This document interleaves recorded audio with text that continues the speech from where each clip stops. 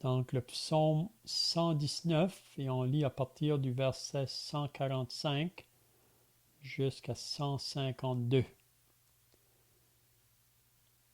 Je t'invoque de tout mon cœur. Exauce-moi, Éternel, afin que je garde tes statuts. Je t'invoque, sauve-moi, afin que j'observe tes préceptes. Je dévance l'aurore et je crie. J'espère en tes promesses. Je dévance les villes et j'ouvre les yeux pour méditer ta parole.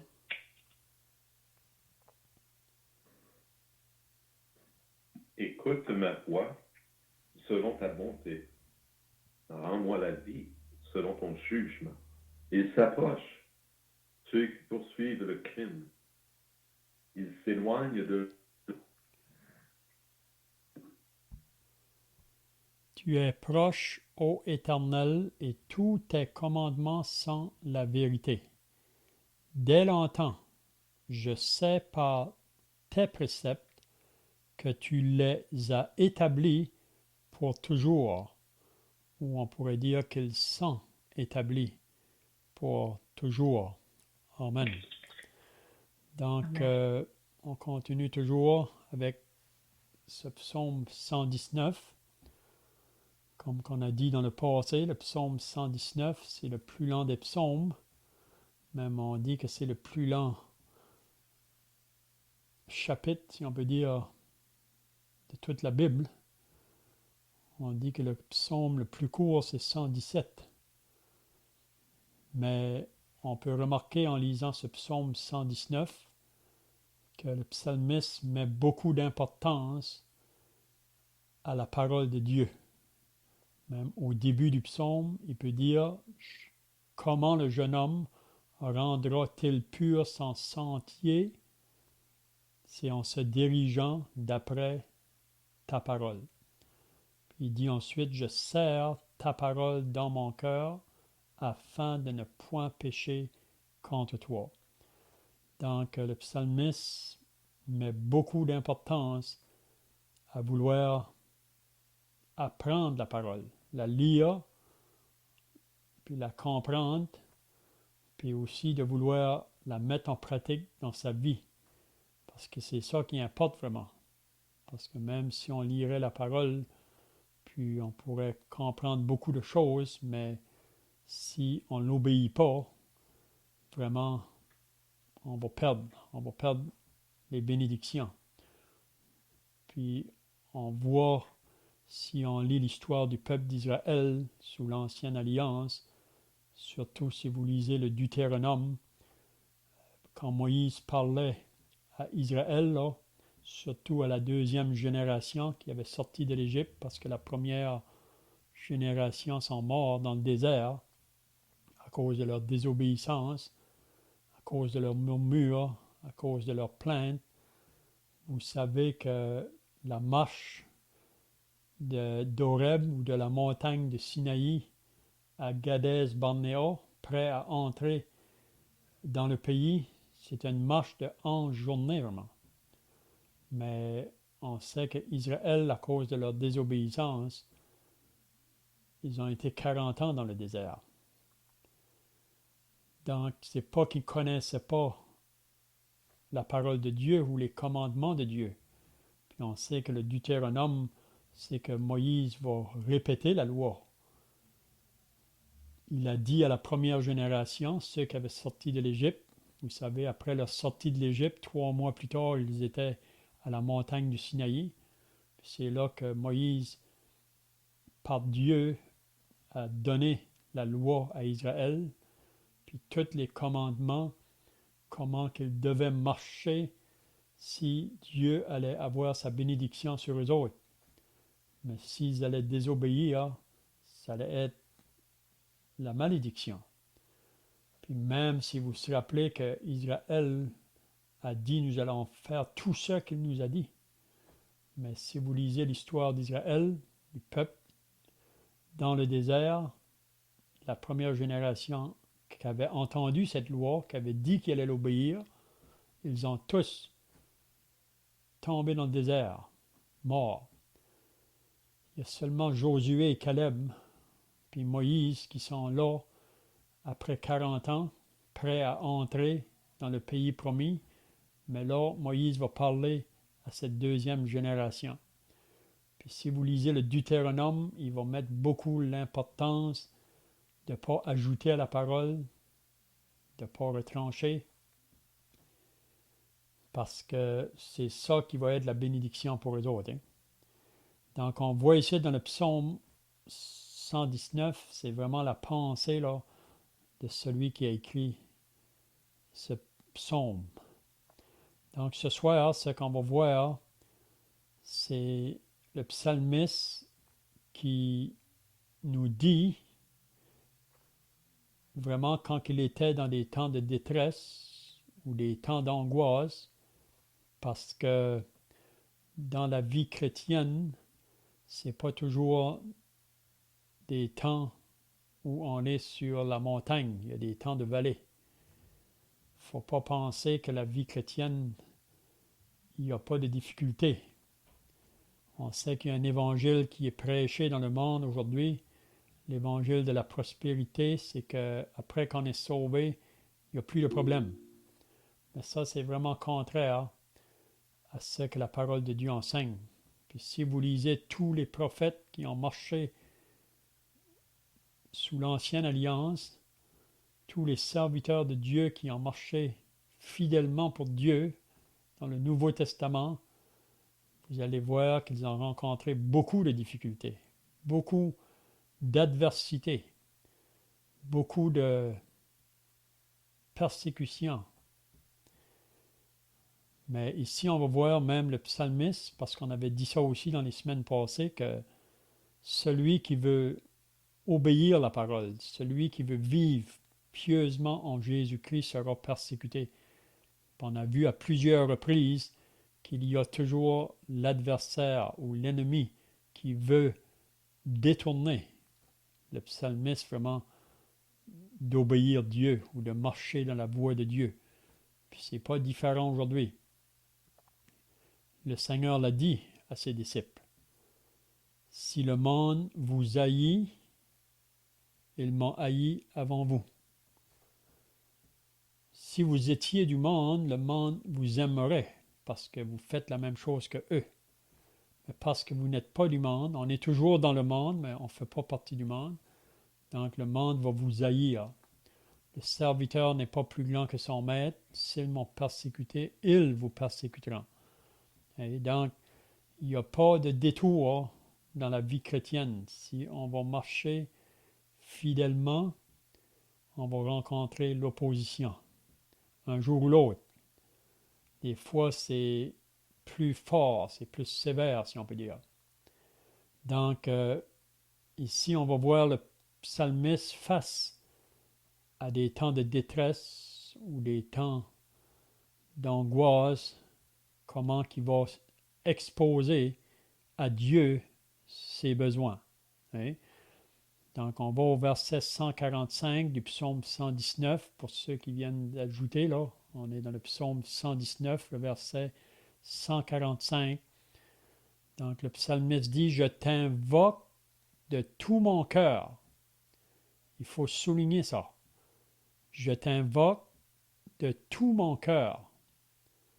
Exauce-moi, Éternel, afin que je garde tes statuts. » Donc, qu'est-ce qu'il veut dire ici quand il dit « Je t'invoque de tout mon cœur ».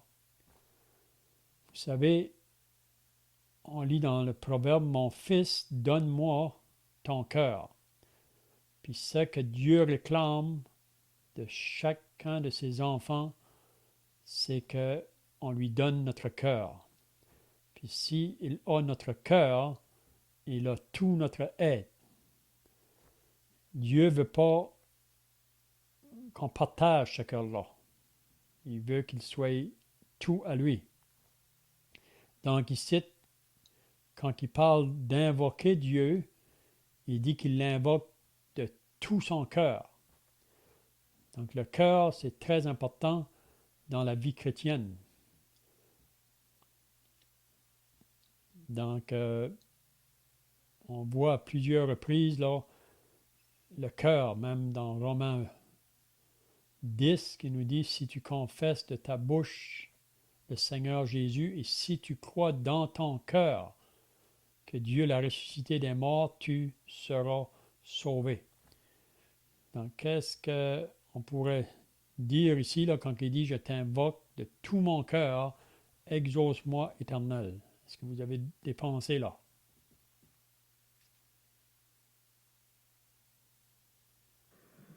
Il m'est arrivé déjà de parler à des gens que je visitais, leur parler de Dieu, et ils me disaient, ah, le matin, quand je me lève tous les matins, je fais une prière à Dieu avant de commencer la journée. Mais ça peut devenir traditionnel, si je peux dire ainsi, dans le sens que est-ce que tout le cœur est là? Ah, Seigneur, merci pour la nuit, bénis ma journée. C'est vite dit, vite fait. On a eu une pensée pour Dieu, je ne dis pas que c'est mal. Tout ce que je cherche à démontrer, c'est qu'il y a quelque chose de différent, de prier Dieu de cette manière, de s'adresser à Dieu de cette manière et de le faire de tout son cœur. Quand le cœur y est, c'est très, très profondément différent. Et c'est pas juste une parole de baptême, c'est vécu pendant la journée. Tu le disais, comme tu le disais tout à l'heure, Léon, Dieu va notre cœur, lorsqu'il va notre cœur, il nous a tout entier. Et il a raison de nous avoir et de nous vouloir tout entier, d'abord en raison de ce qu'il est lui-même, et aussi, secondement, en raison de ce qu'il a fait pour nous. Je veux dire, dans notre société au Canada aujourd'hui où j'habite, les gens n'aiment pas beaucoup cette parole qui dit « Femmes, soyez soumises à vos maris ». Ça les effraie, ça les diminue à leurs propres yeux. Mais Dieu nous demande d'être soumis entièrement à sa parole. Cependant, il n'y a pas de raison de craindre d'être soumis à quelqu'un qui nous aime. Donc Dieu veut nous avoir et nous avoir entiers de tout notre cœur, mais c'est pour notre bien. Dieu nous aime et Dieu désire notre bien. On peut donc se confier en lui entièrement et pleinement.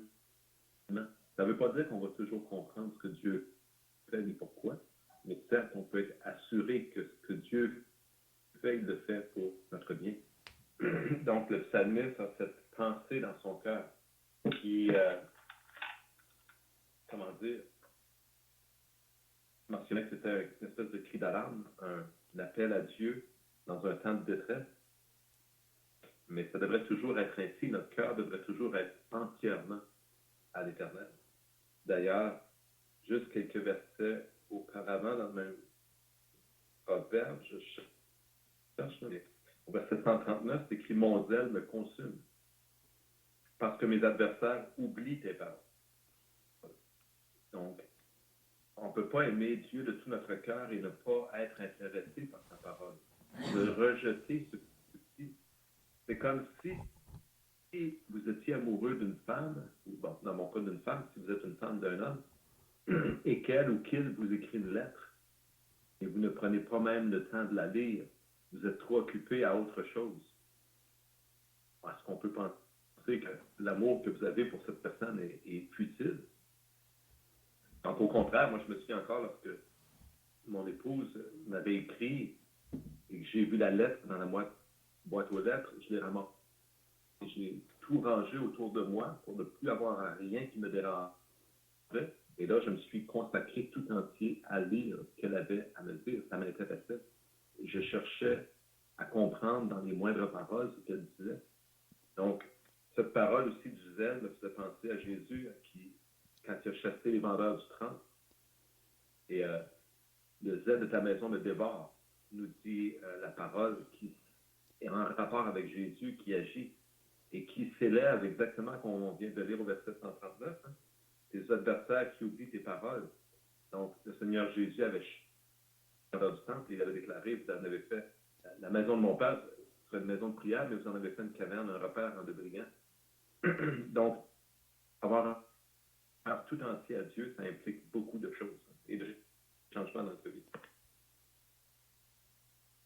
Parce que le Seigneur connaît notre cœur, il sait si réellement on est pleinement donné à lui, même quand ça vient pour le message de l'Évangile, quand que la semence est jetée, la seule place où elle va porter du fruit, c'est dans un cœur qui est honnête et bon, sincère, parce que le Seigneur connaît ce qui est dans le cœur de l'homme.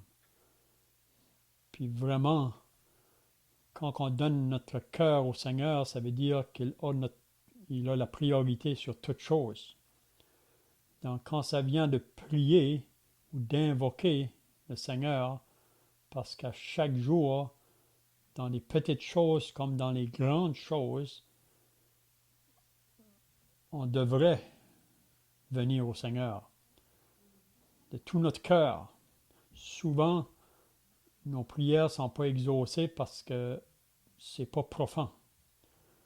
Mais ici, le psalmiste va dire, je t'invoque de tout mon cœur, exauce-moi, Éternel, afin que je garde tes statuts. Donc le désir encore du psalmiste, c'est de garder la parole de Dieu. Garder tes statuts ou tes ordonnances ou tes commandements ou tes lois, ça vient tout à la même chose vraiment. C'est son désir. Donc, c'est la raison pourquoi il met toutes choses devant le Seigneur afin qu'il ne soit pas détourné des ordonnances ou des commandements de Dieu. Verset 146, je t'invoque, sauve-moi, afin que j'observe tes préceptes. J'ai une autre version ici, là. Si je lis le verset 145, il va dire, Seigneur, de tout mon être, je t'appelle, réponds-moi, je veux suivre tes directives. Puis le verset 146, je t'appelle, viens à mon secours, je veux observer tes ordres. Donc, c'est un cri de détresse, si on peut dire. Vous savez, on dit aujourd'hui que l'appel d'urgence, c'est le 911. Mais pour nous, les chrétiens, notre appel d'urgence, c'est le psaume 15. Il nous dit dans le psaume 15, « Invoque-moi et je te répondrai. » Donc, je t'invoque, sauve-moi. Dans quel sens ici qui dit « Sauve-moi » afin que j'observe tes préceptes? Qu'est-ce qu'il veut nous dire?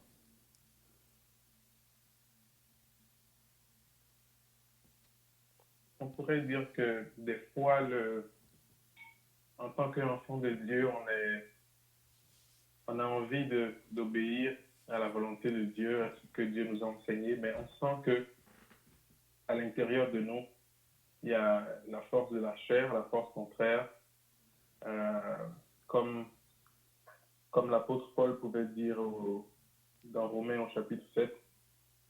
Et donc, étant conscient de ça, on invoque le Seigneur afin qu'il nous donne la force de nous reposer sur sa grâce, en marchant en esprit afin d'être délivré, parce que la chair peut attaquer le chrétien. Il y a aussi des choses externes qui peuvent être en jeu des fois, des circonstances externes à nous qui se passent. Et on sent vraiment qu'on a besoin de l'aide du Seigneur pour passer à travers. Donc, tellement on saisit l'ampleur de la chose qu'on se remet totalement au Seigneur afin que lui, il nous aide à traverser la situation. Mm-hmm. Si vous lisez le livre de Néhémie, on voit que Néhémie était un homme de prière. Puis vous remarquerez dans le livre de Néhémie, les prières de Néhémie souvent étaient très courtes, hein? Mais il exposait sa prière face aux attaques de l'ennemi. Vous savez, le désir de Néhémie, c'était de reconstruire la muraille autour de Jérusalem, cette muraille qui avait été détruite. Puis Néhémie a eu vraiment à cœur d'aller à Jérusalem pour reconstruire cette muraille. Mais vous savez qu'il y a beaucoup d'obstacles qui étaient sur son chemin pour pouvoir se rendre là, à Jérusalem. Mais si vous lisez le chapitre 1 de Néhémie, j'ai mis à exposer sa prière à l'Éternel avant toute autre chose, avant de faire quoi que ce soit. Puis c'est bien qu'on soit exercé si on a un exercice de faire quelque chose pour le Seigneur, premièrement, de l'exposer devant le Seigneur. Parce que tout service pour le Seigneur, il y a toujours l'opposition qui va venir. Comme le frère vient de mentionner, ça peut être l'opposition de notre propre chair, notre nature qui s'oppose aux choses de l'esprit. Il y a l'opposition qui vient du monde autour de nous, un monde qui vit sans Dieu, un monde qui va s'opposer le moment que quelqu'un veut faire quelque chose pour Dieu.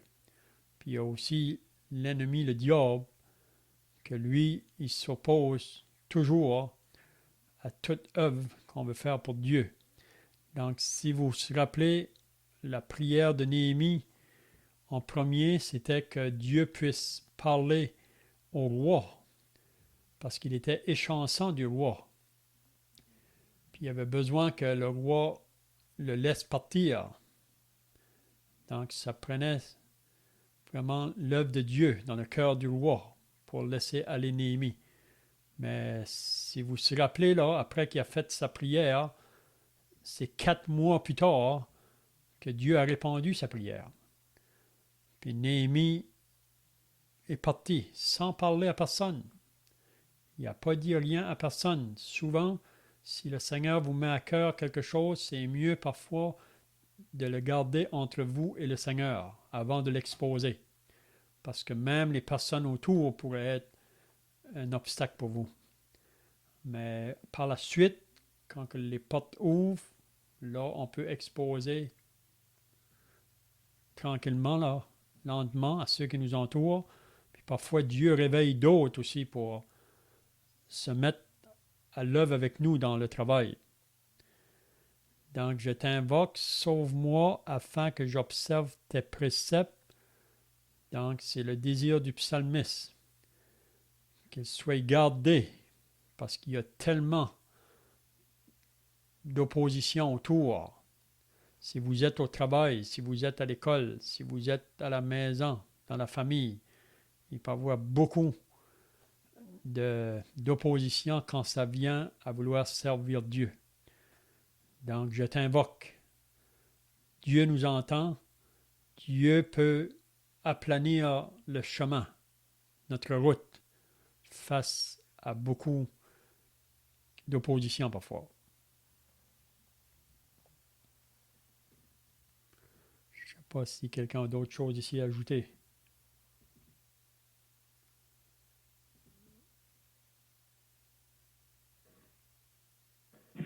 Dans le passage qu'on vient de lire, le verset, je t'invoque, sauve-moi. En fait, je t'invoque, c'est les mêmes paroles. Le verset commence comme le verset précédent, le verset 145 qu'on a lu. Mais il dit sauve-moi. C'est vraiment comme un cri de détresse, un appel à l'aide. Donc, sauve-moi, ça ne nous est pas dit de quoi exactement. Il avait, le psalmiste, quelque chose en tête, ou plusieurs choses en tête. Et on les a déjà mentionnées, je pense. Et il y a des choses qui peuvent parfois nous empêcher de faire la volonté de Dieu. Et parfois on le voit, parfois on le sent. Et ça va se matérialiser plus tard. Il peut arriver que quelqu'un soit appelé à déménager pour le travail. Et si cela l'éloigne des rassemblements, des assemblées de l'Éternel, il doit y penser. Et il peut être tenté d'accepter un autre salaire mieux rémunéré ou je ne sais quoi, même si ça l'expose à s'éloigner. Et on a besoin peut-être d'être secouru, comme ça a été souligné, mais c'est un exemple, là, je pense qu'Hervé l'a mentionné aussi. La chair nous attire parfois sur des mauvais sentiers, mais parfois vraiment c'est comme le système ou comment on dit ça, la société autour de nous, les lois, les règlements, etc., qui nous empêchent, qui nous poussent dans une direction opposée à la volonté de Dieu. Et le psalmiste sentait le besoin d'être sauvé. D'ailleurs, si on pense, c'est peut-être pas David qui a écrit le psaume, mais comment David fuyait devant Saül. Et à un moment donné, il a épargné Saül, Dieu l'avait mis entre ses mains, mais David ne l'a pas tué. Et lorsqu'il a parlé à Saül, il a dit, si ce sont des gens qui parlent mal de moi, et c'est pour ça que le roi me poursuit, il dit, il m'empêche d'être dans l'héritage de l'Éternel et de servir. Il me dit, va servir d'autres dieux. Donc, David était chassé loin du peuple juif. Il était empêché de se réunir avec les autres. C'était hors de sa volonté, mais ses paroles expriment clairement son désir d'accomplir ce qui était commandé par Dieu. Mais il en était empêché. Et c'était plus fort que lui. Il n'avait pas la force. Il ne pouvait rien faire pour se libérer de cela lui-même. Il avait vraiment besoin de l'intervention divine pour cela, pour être sauvé. Donc, il y a beaucoup d'exemples dans la parole de Dieu de croyants qui, dans le temps de détresse, ça peut être sur différents aspects. Alors, la détresse, ça peut être face à des décisions, soit dans le foyer, soit au travail, soit dans l'assemblée. Et il y a des temps vraiment où on réalise notre impuissance, on a besoin que Dieu intervienne. On a un exemple dans les Actes des Apôtres, si vous vous rappelez, quand que le Sanhédrin avait arrêté les apôtres au début parce qu'ils voulaient parler de leur Sauveur. Même on les a mis en prison, même qu'ils les ont fait des menaces de ne pas parler au nom de Jésus. Puis Pierre et Jean, si vous vous rappelez, ont dit « Jugez s'il est juste devant Dieu de vous obéir plutôt qu'à Dieu, car nous ne pouvons pas ne pas parler de ce que nous avons vu et entendu. » Mais là, on voit qu'ils les ont relâchés, mais ils ont fait des menaces. Donc, qu'est-ce que les apôtres ont fait? Vous savez, face à des menaces, surtout des autorités. Peut-être que si on est menacé par une personne, ça peut-être ne nous empêchera pas vraiment, mais quand les autorités nous menacent. Donc, si vous lisez dans les Actes au chapitre 4, on voit que les disciples, après qu'ils ont été relâchés, là, ce qu'ils ont fait, ils ont été ensemble, puis ils ont prié leur Dieu.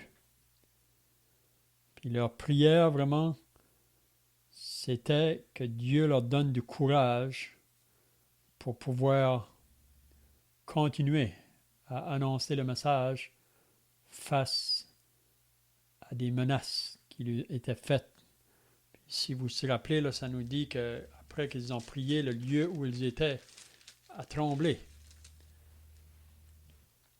Ils furent tous remplis du Saint-Esprit et ils annoncèrent la parole de Dieu avec assurance. Donc ça, c'est un aspect vraiment, quand ça vient invoquer Dieu, là, même pour présenter l'Évangile ou faire connaître l'Évangile, parce qu'on rencontre beaucoup d'opposition dans ce travail-là. OK, donc si on va au verset 147, maintenant il va dire « Je devance l'aurore et je crie, j'espère en tes promesses. » Donc, je devance l'aurore et je crie. Donc, on voit vraiment un cri de détresse, si on peut dire, là. Mais il le fait très tôt le matin. Même pendant la nuit. On voit par la suite, là, je devance les veilles et j'ouvre les yeux pour méditer ta parole. Donc, il n'y a pas de temps vraiment où on peut invoquer Dieu. Puis même souvent, les serviteurs de Dieu qui ont été dans les grandes difficultés, là, c'est souvent pendant la nuit qu'ils ont invoqué l'Éternel pour savoir parfois quelle décision prendre face à des événements qui se plaçaient devant eux, même quand ça vient le temps d'aller faire connaître l'Évangile. Là. On a besoin de la direction du Seigneur. Puis souvent, même, vous vous rappelez que Jésus, avant de choisir ses apôtres, il a passé la nuit à prier.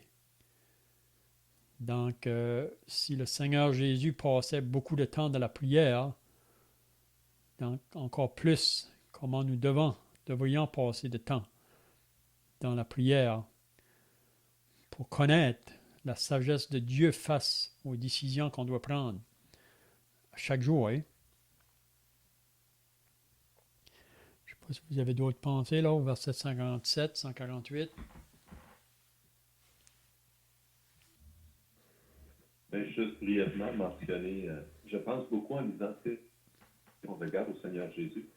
Tout à l'heure, on a mentionné à Lévi, prier le roi pour pouvoir aller retourner dans ce pays. Il n'y avait pas en son pouvoir de le faire. On a mentionné aussi David chassé par le roi Saül, donc les autorités, comme tu mentionnais. Mais le Seigneur Jésus a été aussi pour chasser par les autorités. Hein, les grands de ce temps, du temps de Jésus, étaient ligués, si on peut dire, contre lui. Et Jésus aurait pu tenir ces mêmes paroles. Et on sait comment ça s'applique bien au Seigneur Jésus lorsqu'on pense qu'il invoquait Dieu de tout son cœur. Et on sait aussi que Jésus se retirait. Le matin, les disciples se levaient, ils le cherchaient, ils le trouvaient à l'écart. Jésus s'était mis à l'écart tôt le matin pour prier, pour se tourner et pour parler avec son Père, à son Père. Donc ça me faisait beaucoup penser à notre Seigneur Jésus-Christ, l'exemple parfait qu'on a dans la Bible.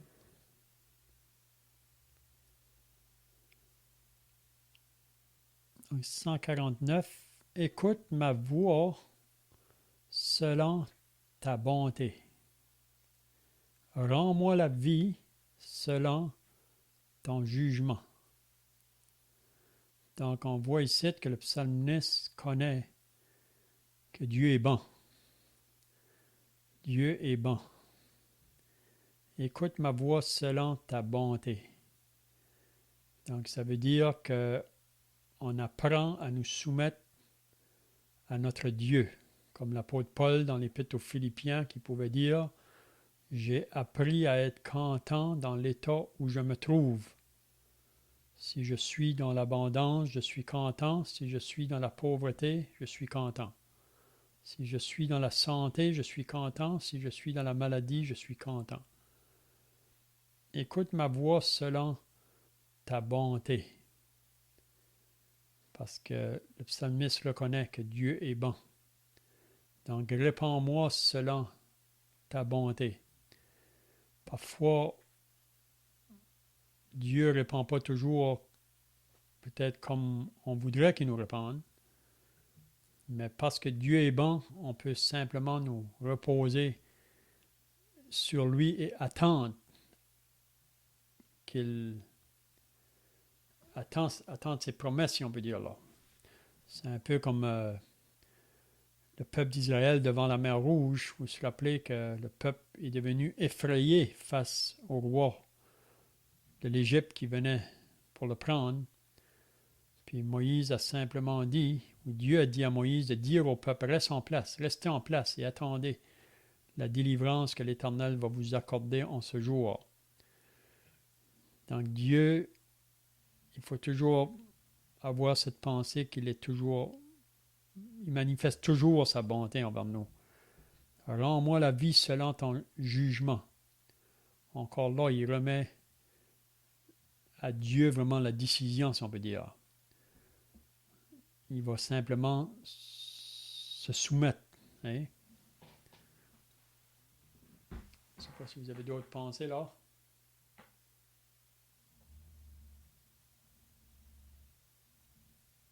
On pense ça fait penser à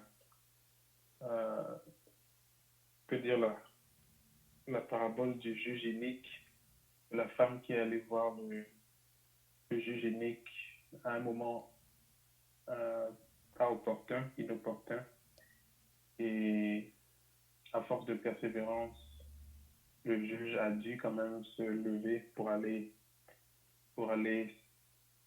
satisfaire aux besoins de cette dame-là. Et il s'est levé vraiment parce que la dame était persévérante, pas parce qu'il avait un amour particulier envers elle. Mais ici, on voit que le psaume ou le psalmiste demande à l'Éternel d'écouter sa voix selon sa bonté. Donc, il sait que Dieu l'aime et que Dieu ne va pas tarder à répondre à sa demande, que Dieu ne va pas rester sourd, qu'il ne vient pas à un moment inopportun parce que à cause de l'amour de Dieu, Dieu a toujours les oreilles tendues vers les cris de détresse de ses enfants. On peut même voir dans Isaïe, ça dit que Dieu n'a pas le bras trop court, mais c'est seulement à cause des iniquités qu'il y a un mur de séparation. Et donc, en dehors de l'iniquité, vraiment, il n'y a rien qui peut faire que Dieu va fermer ses oreilles. Et même dans l'iniquité, si on est un enfant de Dieu, comme on a dit au début de l'étude, là, comme ça avait été soulevé, si on se retourne à Dieu pour confesser, bon, là, la communion est rétablie. Donc, on peut voir ici vraiment que le psalmiste est très au courant de la bonté de Dieu, qui ne tarde pas à répondre. Et il lui demande dans le verset, dans la deuxième partie du verset, de le faire vivre selon son ordonnance, reconnaissant que lui, dans son cœur, des fois, comme on a entendu déjà, son cœur peut être tortueux, il peut penser qu'il fait du bien ou qu'il marche selon Dieu, mais en réalité, ce n'est pas vraiment le cas. Il essaye juste de satisfaire à ses propres penchants. Mais là, il s'en remet à Dieu parce que il sait que si Dieu le fait marcher, il n'y aura pas de risque à se livrer à ses propres penchants. L'autre version que j'ai ici, là, ça dit « Tu es bon, Seigneur, écoute donc mon appel et fais-moi vivre d'après tes décisions. » Parce que parfois, quand on invoque le Seigneur pour une certaine chose, on peut avoir des fois déjà fait notre idée de la manière que le Seigneur va intervenir ou agir là. Je ne sais pas si vous vous rappelez de Naaman, quand que Naaman allait voir le prophète Élisée pour la guérison de sa lèpre. Mais Naaman, avant d'arriver à la porte d'Élisée, il avait déjà tout planifié comment que les choses allaient se faire. Mais quand il est arrivé là, si vous vous rappelez, Élisée n'a même pas sorti dehors. Il a simplement envoyé son serviteur, puis il a dit à Naaman ce qu'il devait faire. Qu'il devait aller dans le Jourdain, se plonger 7 fois, et sa lèpre serait guérie.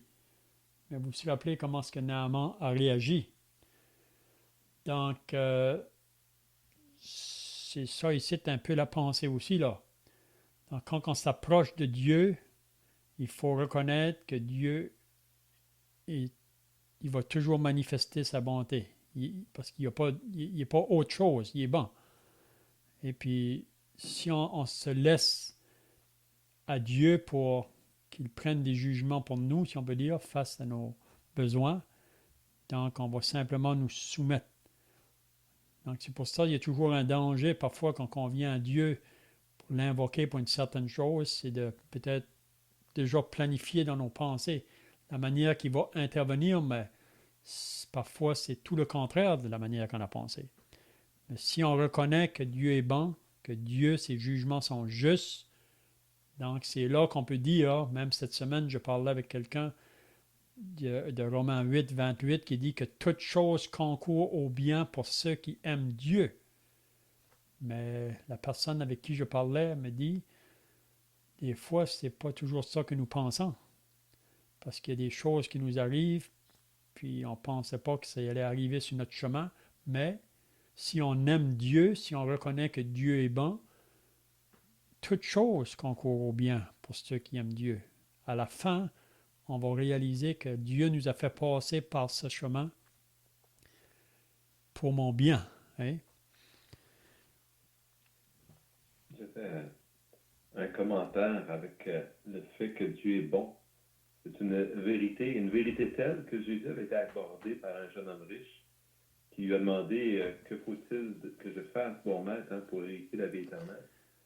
Et Jésus lui répond, pourquoi m'appelles-tu bon? Il n'y a que Dieu de bon. Jésus ne voulait pas dire qu'il n'était pas Dieu ni qu'il n'était pas bon, mais il voulait que cet homme reconnaisse qui il était vraiment. Ceux qui l'ont crucifié, le Seigneur Jésus, on comprendra qu'ils n'ont pas reconnu. Ils n'ont pas connu qui il était réellement. Mais le point est que Jésus déclare qu'il n'y a que Dieu de bon.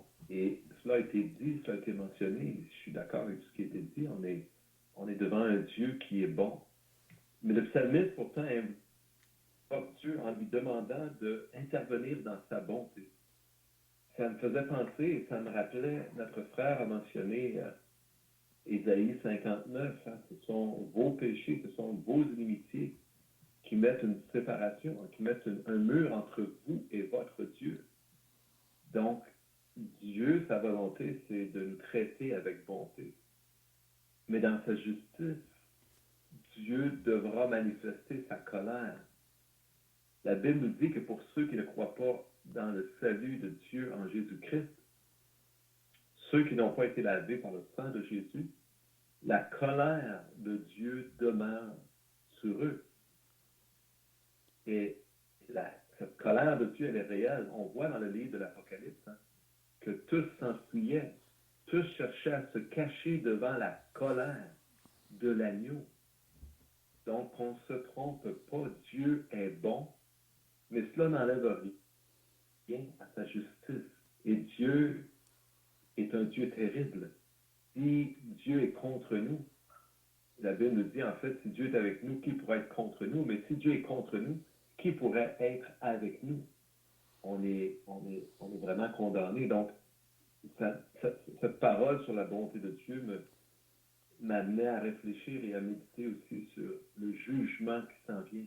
La justice de Dieu, où Dieu devra manifester sa colère et châtier avec justice tous les péchés.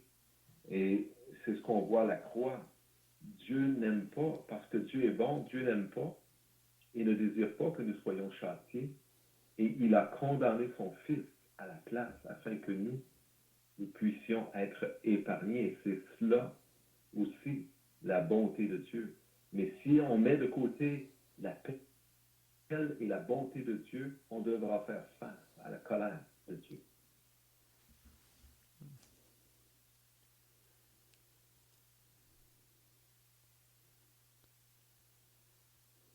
Peut-être qu'on peut finir avec le verset 150. Là, il dit « Ils s'approchent ceux qui poursuivent le crime ». Donc, on peut voir que le psalmiste reconnaît autour de lui les ennemis de Dieu, ceux qui s'opposent à la parole de Dieu. Donc, on peut voir ici, c'est la raison pourquoi qu'il invoque Dieu pour qu'il soit gardé face à ses ennemis. Il s'approche ceux qui poursuivent le crime. Il s'éloigne de la loi. Peut-être qu'on peut finir. Il dit, tu es proche, ô Éternel, et tous tes commandements sont la vérité. Donc, tu es proche. Le Seigneur est proche. Que votre douceur soit connue de tous les hommes. Le Seigneur est proche, que Paul dit dans l'Épître aux Philippiens. Ça veut dire qu'on n'a pas à avoir crainte quand que l'ennemi s'approche.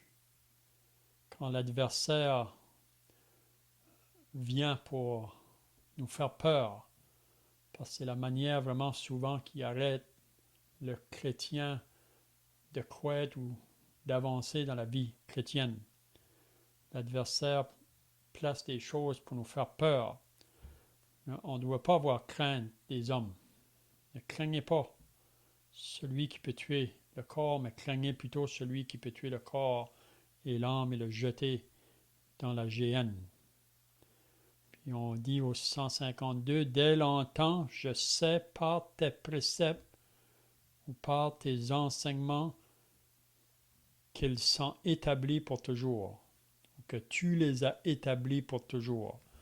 Donc avec Dieu, il n'y a pas de changement. Il est le même hier, aujourd'hui et éternellement. Si vous lisez dans l'Épître aux Hébreux au chapitre 13, en parlant des conducteurs qui ont été fidèles dans leur marche pour Dieu, puis il demande aux croyants à qui il écrit de imiter ces conducteurs-là, qui ont marché par la foi. Dieu a pris soin des autres. Donc, c'est là qu'il dit que le Seigneur est le même hier, aujourd'hui et éternellement. Donc, si Dieu a pris soin de ses serviteurs hier, il va prendre soin aussi de ses serviteurs aujourd'hui, puis il va prendre soin d'eux pour toujours. Donc, on n'a pas à avoir crainte, comme j'ai dit, parfois face à des circonstances difficiles. Vous savez, l'ennemi peut nous insuffler des doutes. Même, on vient de parler de la bonté de Dieu. L'ennemi peut dire, est-ce que Dieu est réellement bon? Hein? Si Dieu est réellement bon, pourquoi que tu passes dans ce chemin-là? Mais il ne faut jamais nourrir une telle pensée. Parce que c'est souvent comme ça, parfois, qu'il y a des croyants qui ont tombé parce qu'ils ont eu des doutes. Puis on va commencer à se demander, est-ce que Dieu est réellement bon? Donc, je vois que le temps est passé, là, à moins que vous avez d'autres pensées pour terminer. Sinon, on va terminer par la prière.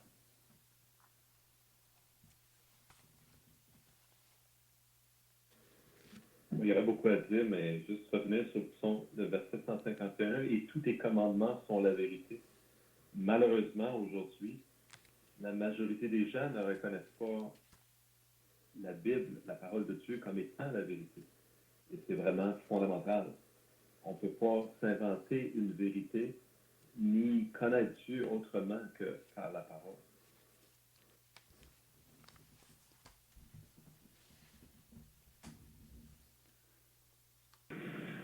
Tourner par la prière.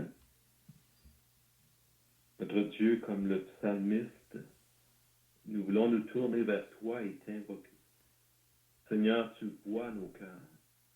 Nous aurions beau dire que nous t'invoquons de tout notre cœur.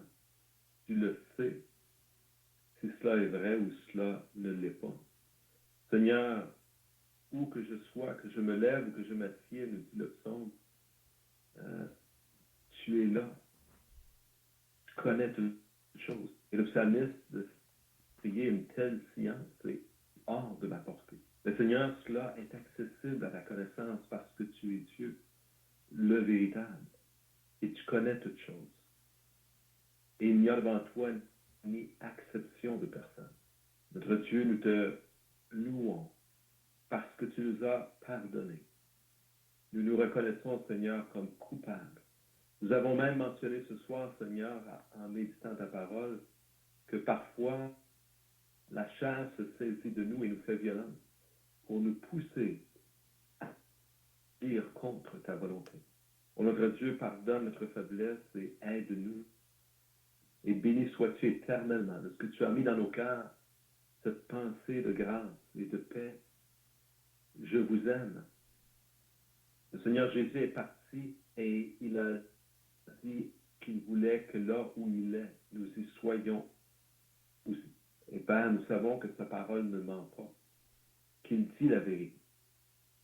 Et nous l'attendons. Notre Dieu, nous te bénissons encore une fois pour ta parole, pour ceux qui ont pu avec nous la méditer ce soir. Puisses-tu en faire une bénédiction, Seigneur, dans nos cœurs et dans nos vies. Amen. Amen.